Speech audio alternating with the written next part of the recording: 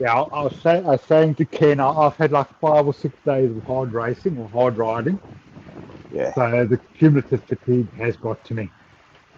yeah. I had to drop one of the days racing because it's just was knackered. Mind you, I'm normally awake at about 4:30, and I woke up at 6 this morning. So if that's any indication, and my heartbeat was really high. So But you well rested, is what you're saying. well, I was still pretty knackered. 25 seconds.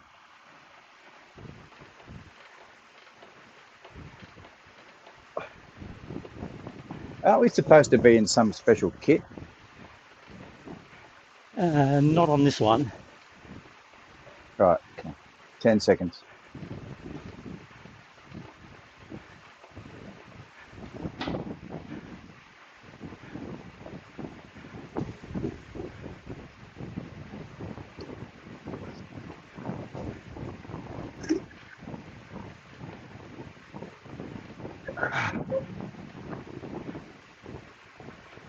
Oh,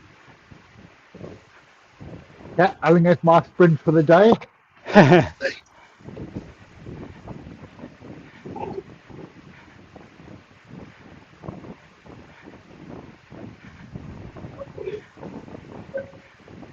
31K. It's bullshit.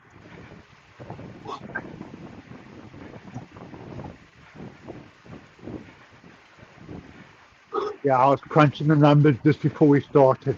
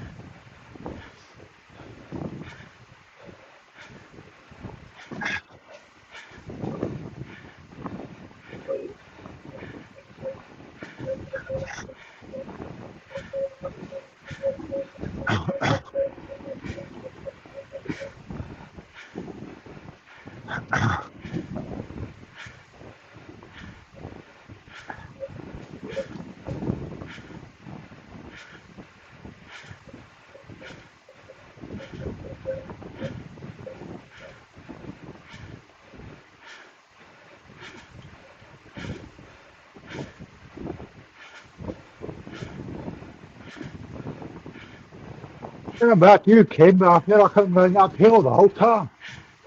Yeah, it does.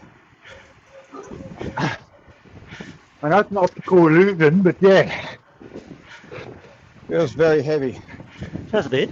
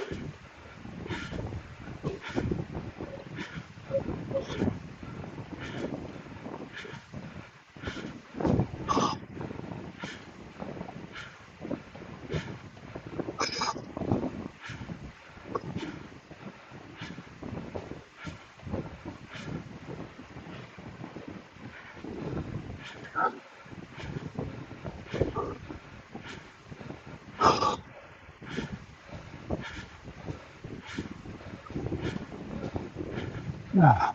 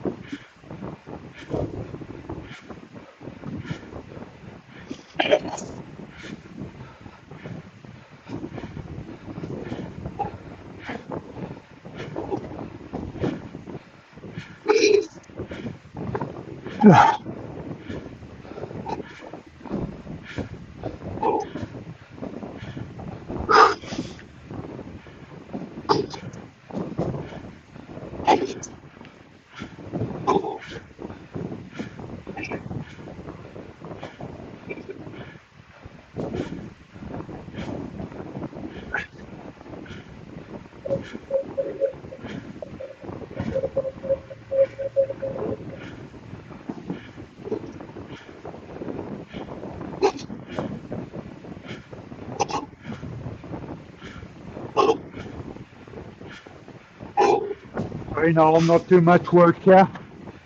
But That's all right. We've got a long way to go. Yep. that's my view. Not even a quarter into it yet. That's 40 extra watts for me, between 60 and 40 watts with 2 Ks an hour. Yeah, so whenever it's hitting slightly uphill, I'm at 280 watts plus. So currently at 240.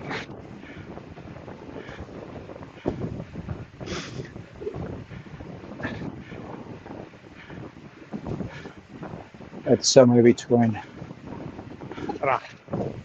290 and 300. I'm laughing because we've only climbed 3 meters. Yeah. It feels like I've climbed 150, 200 already. Oh, we've got a pimple coming up.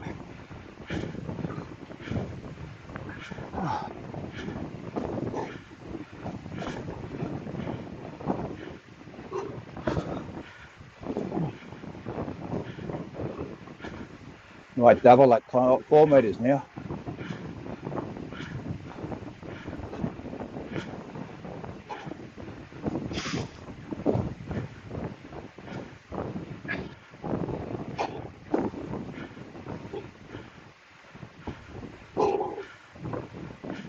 So right now I'm sitting in the draft, it's 300.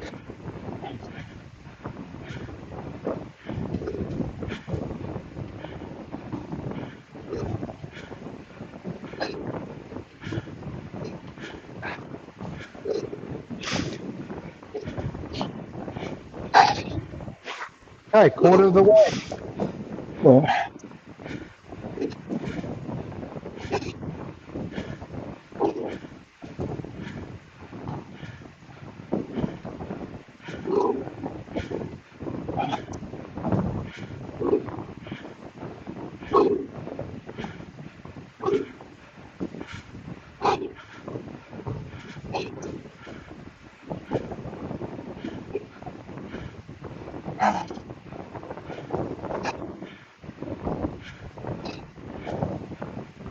oh, Jesus.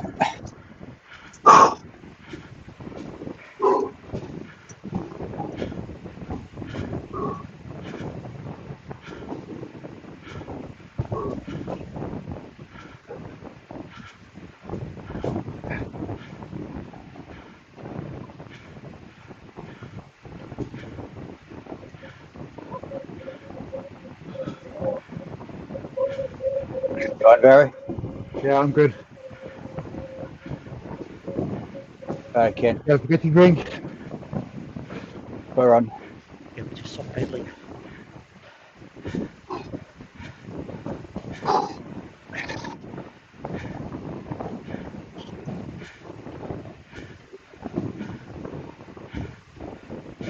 Eight meters, Barry.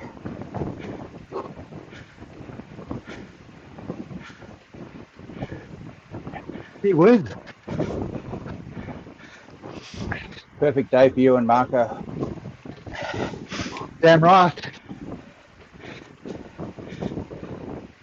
You okay, Ken? Yep. Yeah, you're good. Just having a drink.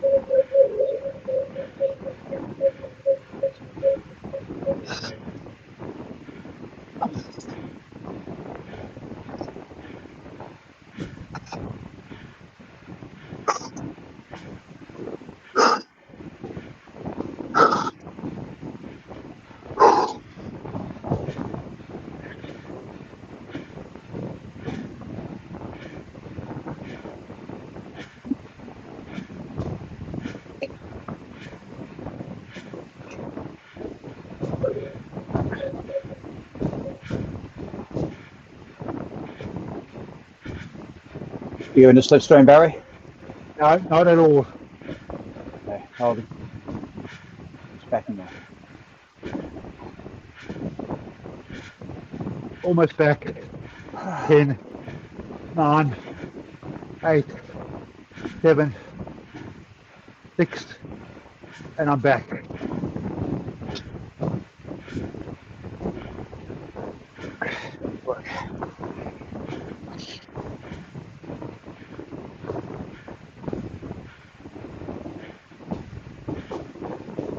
Okay, one turn of the way. Yep, so 27 metres climbing in total.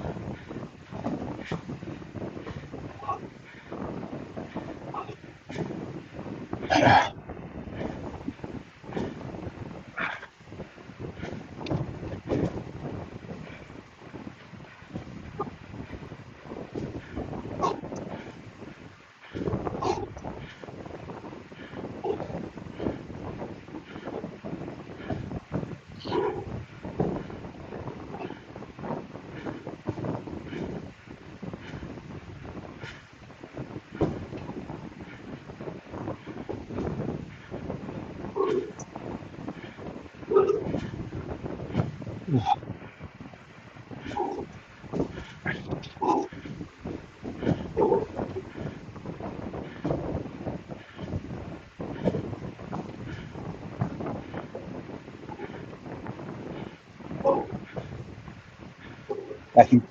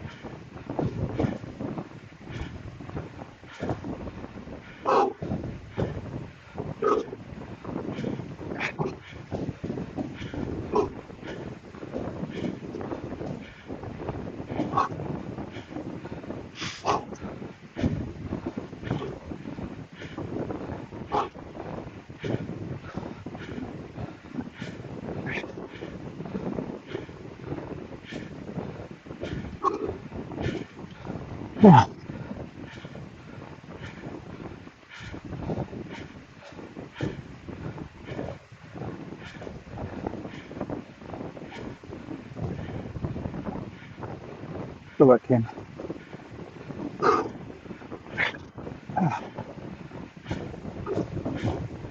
Let's get a drink. Cool.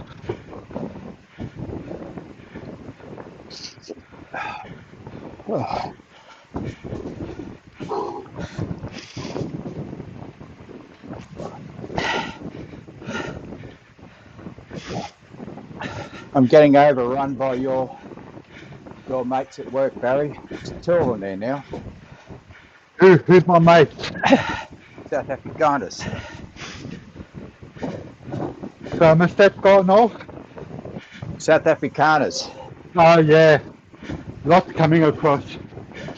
They've been here for ages. Oh, one's been here for probably only 6 months. And the Has he other's been here. invited you around for a braai yet? No, he's he has it all the time. He's on this carnivore diet.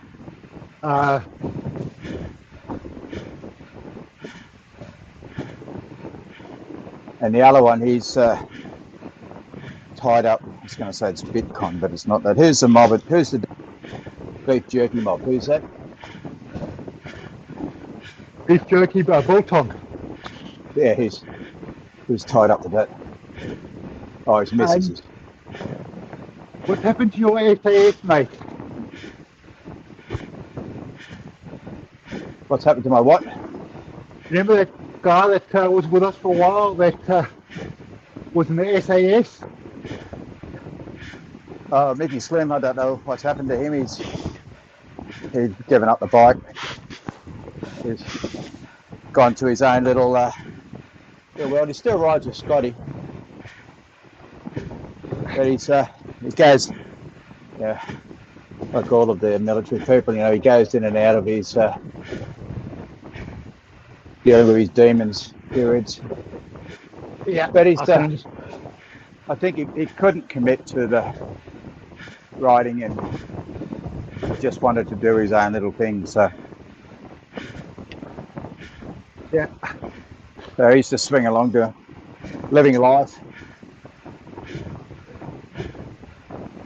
Yeah, look, my brother was a Navy diver. Yeah. So nowhere close to what he was. But he's also got his demons. Yeah, He goes he's either in a good place or a bad place. Never in between. Mine goes in and out of it. This keeps my mind all away from the demons. So I'm okay with that. But at times, it does get a bit overwhelming.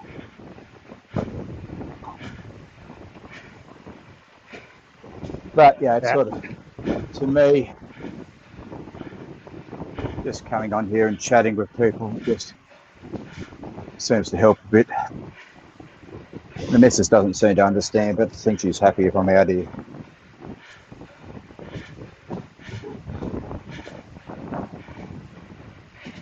So, Noel, tell me about your racing career when you were a youngster. So I started off with this club called Northern Suburbs, and did quite a few years with that. I used to go off and do all of the long distance races. So Muswellbrook to Tamworth, Barrabrand to Gunnedah, Gunnedah to Tamworth, Goulburn to Liverpool, Grafton to Inverell. I did a couple of times a race on Bathurst circuit. In reverse, that was a pain in the ass. Where those S's are, that's a very steep hill. Won the King of the Mountains in Barrabrand to Gunnedah. Mind you, there's not many mountains there. Also won it 1 year in the Muswellbrook to Tamworth race.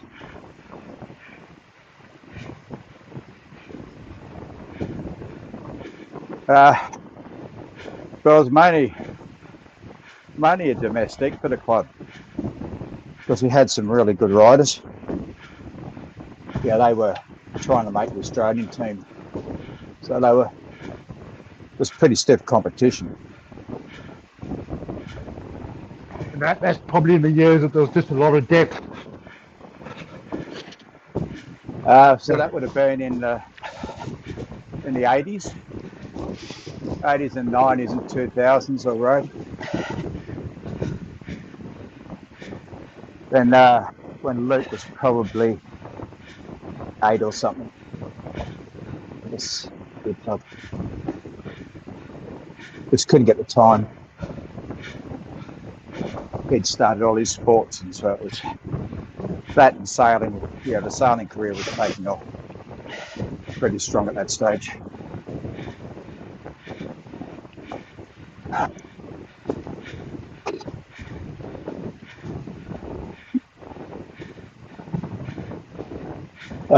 So Northern Suburbs, and then so I rode for a team for a while called Hills Wheelers, which was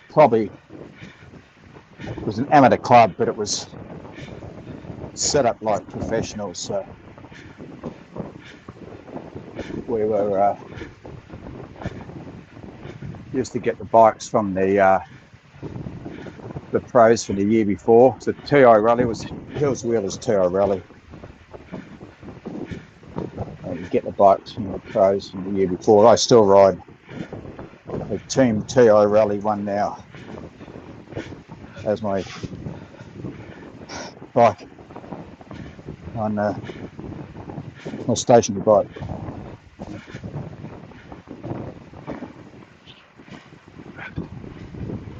Tried on the track. I can't remember my time. It was sort of standing kilometre. I think it was 108. It's the best I've got. Something like that, I think. 108, 68 seconds. Yeah. And there were blokes, like there's some shit hot competition. There's Kenrick Tucker and yeah, I weighed between 65 and 68 kilos then. No wonder why you work with Scotty on the boat. Yeah, because he's a fatty bombar and they needed some skinnies. Or as you refer to us as the undernourished people. Yeah, damn right. But Scotty wasn't the fatty bombar on the boat. There were fatty bombars than him. Yeah, I read somewhere that some of the top boats are recruiting cyclists. Yeah, so the America's Cup boats now. There's a bloke that rides for or sails with Team New Zealand or Emirates, whatever they are. So the first time he went on a boat was in the America's Cup, and he won the America's Cup. First time he'd ever been on a boat. I was looking at his figures, and I think he was doing so for the duration of the race, which is probably 15-20 minutes. He was putting out something like 500 watts all the time. That's ridiculous. Oh, I suppose if you trained, but yeah. So he was put on the boat solely to generate the power to run the hydraulics. Yeah, that's what I read, basically. Probably the same guy. And he's still sailing with them now, and he's won, I think it's 3 America's Cup now.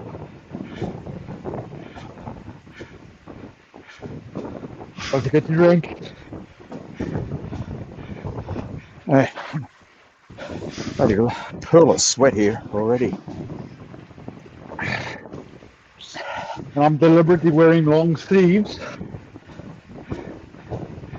as a primitive form of heat training. So what I used to do to make weight in the boat was so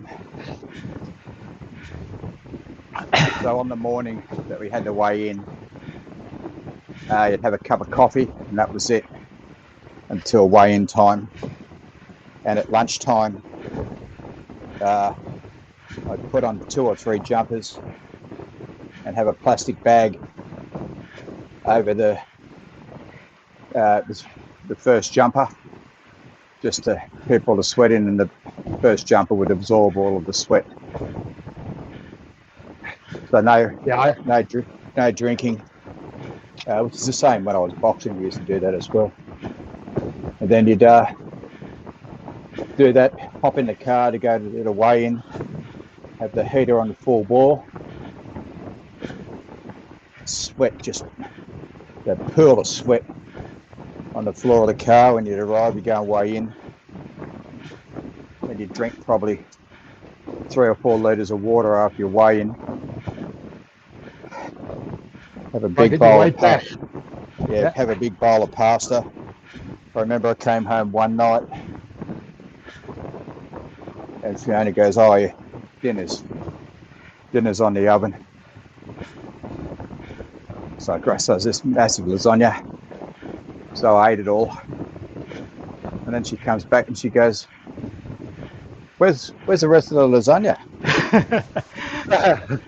I was going, I ate it. She goes, that was supposed to do us for another meal. The other three of us for another meal. And you took it in one. Yeah. So no, I used to do the black plastic bag as well, the bin liner. Yeah. Used to wear it to training. And what was funny for me, I didn't do it often, but I did it occasionally when I did feel overweight. But when I went to Tottenham, so you had guys on 20,000-30,000 pounds a week contract, and one guy used to train in a black bin liner as well. Yep. Also to get the weight down. Now he could afford to buy anything, but he chose a black bin liner. Well, if you got something that works, I mean, there's probably all this fancy fangled stuff now, and they'd frown upon you heavily training like that. I was in Chicago, and so it was 2 days before the world titles, and we get this phone call from the tactician saying, "Oh, I'm a little bit heavier than the 95 kilos." And we've gone, "Oh, How what?" much heavier? He goes, I said, "I'm 103. So 8 then everyone kilograms you need to drop. Well, everyone, so then between 9 other people, we've all got to lose, that's 7 kilos. So we're running around the streets of Chicago in bloody plastic bags, and it's lucky we can get shot.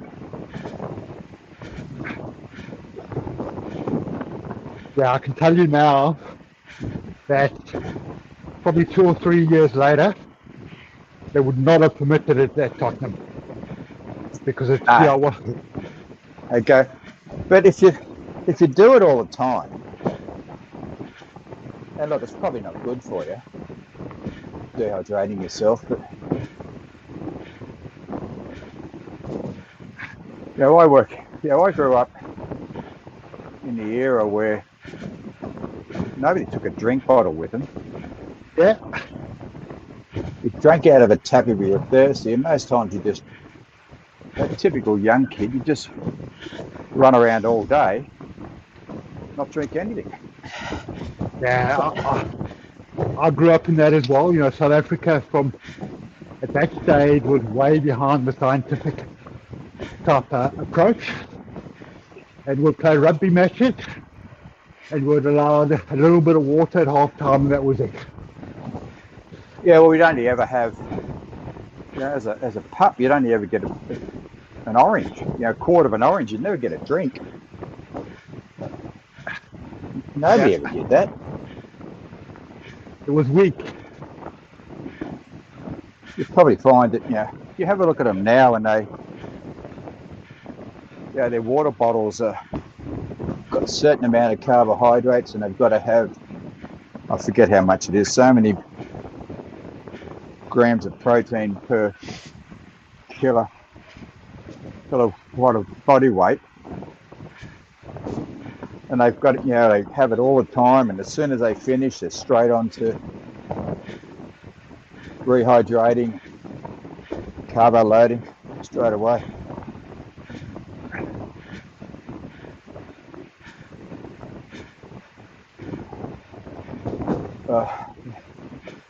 More than 2/3 of the way there. I'll go in the front for a while.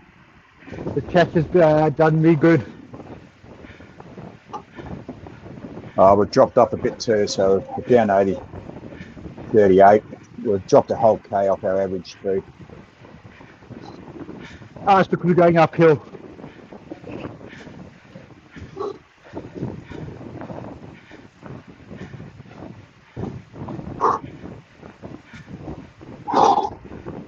And your son, how's his swimming coming along? He looks like he's doing really well.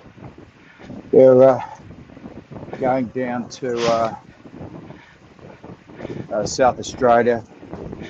He's been crooked, so he's only doing one event. He's doing the 100 breast, so he's trying to make the World Championship team. So has he got a qualifying? qualifying time qualified. or? Yeah, so he's in the national squad, Yeah. but he's not in the international. He wants to make the international squad, which is the Dolphins. So that's to go to the Commonwealth Games, which I think is a bit optimistic about it. His times aren't fast enough to go to Glasgow.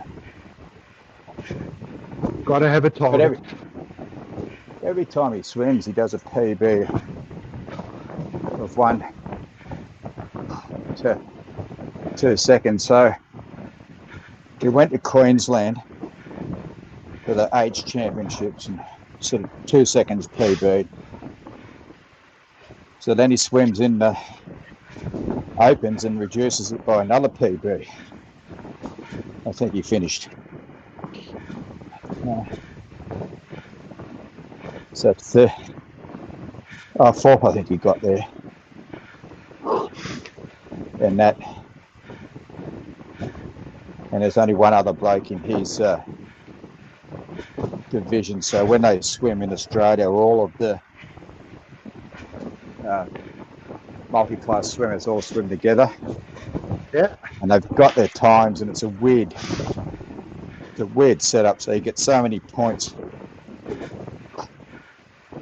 directly related to your time against the world record time. Yeah. And then the person with the most number of points wins. So you can have somebody who finishes 15 seconds behind the winner and still win the race. Yeah, because the comparative time is just way better. Yeah, but when they go overseas, it's only that division swims together. So yeah, and there's some of the swimmers are pretty harshly treated by, so the S19. So that's psychological and / autistic, I think, and they still be in the same category as well. But so they, for some reason, they just don't do well. So somehow the world record time, it just greatly disables them. Now, again, I was nowhere at the level we were saying, but I used to smash all the school records at my school, and I mean comfortably smash them. And then I'd go to the equivalent of state. I was good enough to make the final, but I was so far off the podium, it was unbelievable. Yeah, but when you get people who train, so Luke does 2 swim sessions a day and a weight session. Yeah. He does 3. So if you saw that that Instagram link that I put on Facebook there, that's he showed, like, you have a look at the X-ray, and it was just hideous. He grew. I can't remember if it was 4. It was at least 4, but I think it's possibly somewhere between 5.5 and 6 inches from when he went in to when he came out. That's how much curve he had in his spine.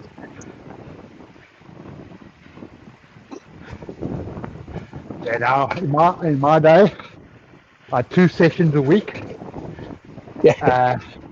And a surf life-saving session, and that was my swimming training. And I was competing with, at state level, guys on your son's training regime. Yeah, so you had you been given training, and you probably couldn't afford it. A lot expensive. Yeah, well, there would have been no training in where I was, other than school and like club. Yeah. I must admit, if I'd committed myself to it, I committed to soccer that way, where I was training 4 or 5 times a week. I chose not to commit to swimming. The swimming's just it's just a hard sport. Those poor bastards, they spend hours and hours looking at blue tiles with and a blue and black tiles. Yeah. That's why the surf life-saving sessions did it for me. Because you'll do beach work, you'll do swimming work, get everything going. And you see them up there, you know, at the titles, you know, they're all, every one of them, you know, it doesn't matter if they're, you know, finished last, you know, 2 minutes behind the first boat. At all levels, you know, able body and multi-class swimmers, they're all in there doing their laps. It's just bloody impressive to watch.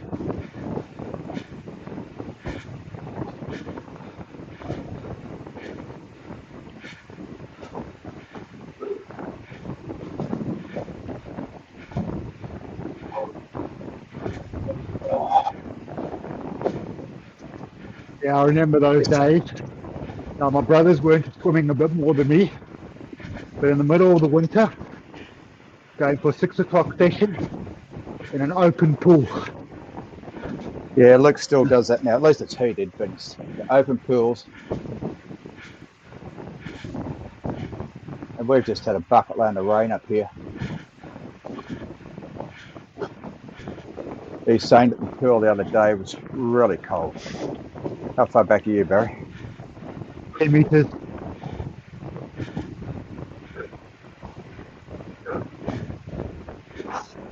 Meters, 9, 8, 7, 6, in the draw now.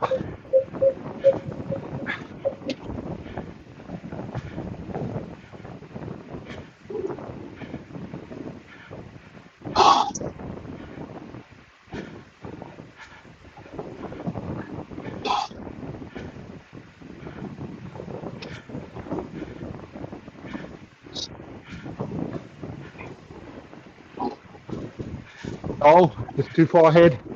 Sorry, Struggling. Trying to do some calculations on how far to go. 4.5 k's.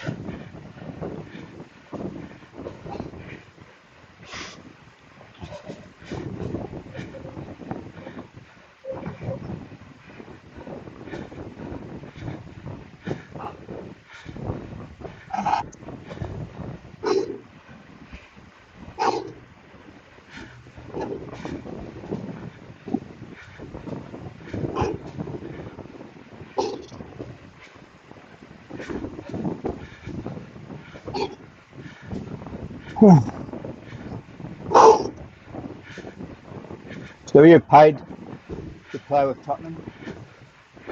Nah. I was given a choice between going on a month-long trial, unpaid trial, or seek a probable, but no guarantee, professional contract in Israel. And I chose the Tottenham route. And in retrospect, I should have stayed in the UK football scene, but I came home. So yeah, you got to live, haven't you? Yeah. The money's got to come from somewhere. And you're still young, and you've got to try and have a life. I mean, Luke doesn't have a life. He goes to uni and trains. That's it. So, look, I didn't make it at Tottenham, so I was rejected. But they kept me on for the full month. So I was training with the Premier League side every second day, and the youth side every other day. Didn't make it, but if I had to go back, I would have just gone played semi-pro, get a contract as a shelf packer or whatever, pay the food and just work myself away through the ranks. And I reckon I would have made it to, I wouldn't say top level, but a reasonable level. Hindsight's a great thing, isn't it? Yeah. But in those years in South Africa, there was probably only about 6 soccer sides that were fully professional. The apartheid over then? We're still going. Sorry? Was apartheid on then, or? About 2-3 years later, there would have been a nice pathway in South Africa. But in those days,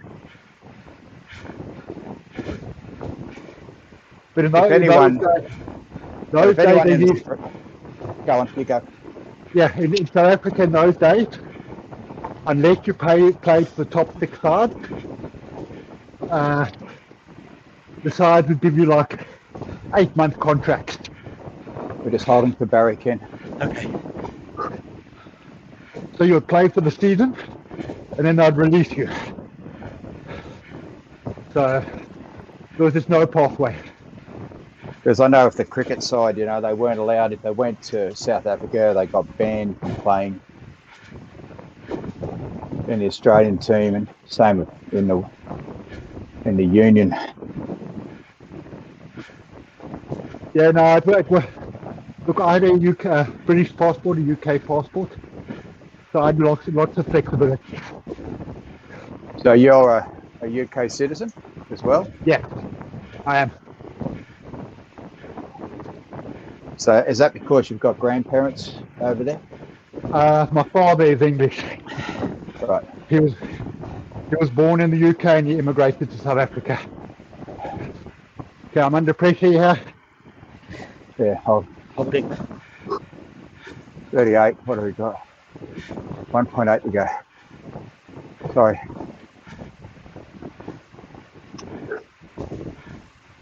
But yeah, so look, I returned. I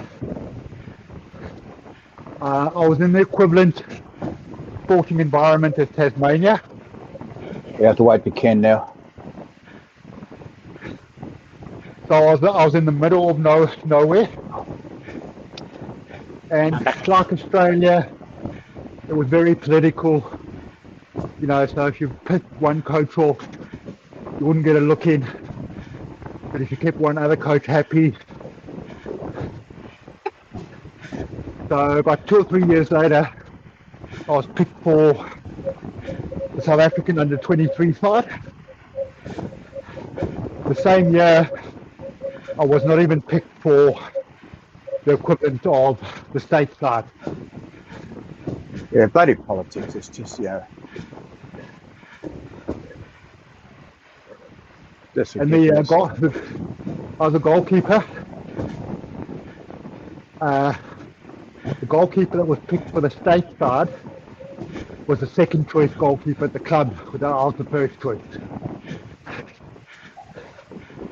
And that's a hard position to get in, because there's only, you know, if you're on the field, you've got a couple of different positions you can play in. Yeah. If you're a goalkeeper, that's it. But I can tell you what, there was kickback on the state selectors because I think they forgot how young I was. So I'd been playing sort of like first league amateur football since I was 15. So by the time I was 22, I had 7 years of top flight experience behind me. It's a young age to play with the big boys. It was, and I remember my first game. And football in those days was a bit different. It was a lot rougher and tougher. So they targeted me. And it was all fair game, if you know what I mean. Yeah, yeah. Well, I just know with Luke, there's a difference in the size between an 18-year-old and a 15-year-old. It's massive. And then between an 18-year-old and a 22-year-old, yeah, they're twice the size. Oh, Christ for that. Yeah, thank you. And thank you for talking crap. It got me through. Yeah, helped slow him down a bit too, Barry. It was a good plan. Oh, look at that. Gradual decline in power through the whole road. Start off hot. Yeah. It felt uphill all the way. It was a Yeah,